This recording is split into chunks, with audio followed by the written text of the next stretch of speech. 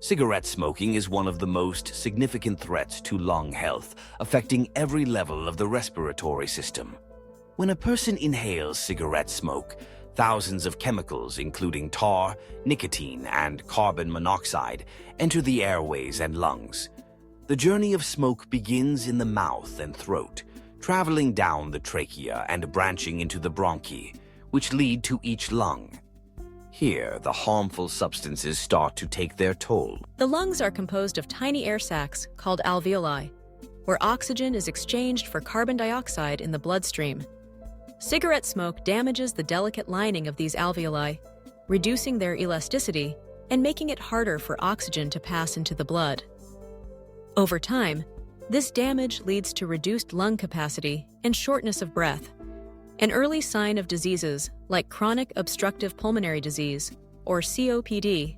But the impact doesn't stop there. Tar from cigarette smoke coats the inner walls of the airways, causing inflammation and excessive mucus production. This clogs the air passages, leading to persistent coughing and a higher risk of infections such as bronchitis and pneumonia.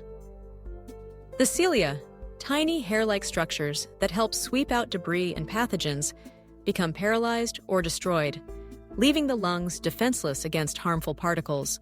Additionally, the toxic chemicals in cigarette smoke can damage the DNA in lung cells, increasing the risk of mutations that lead to cancer.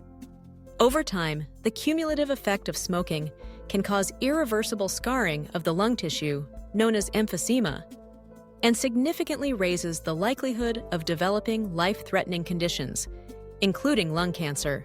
Quitting smoking, even after years of use, can help the lungs begin to repair themselves, lower the risk of disease, and improve overall respiratory health. The sooner a person stops smoking, the greater the benefit to their lungs and their longevity.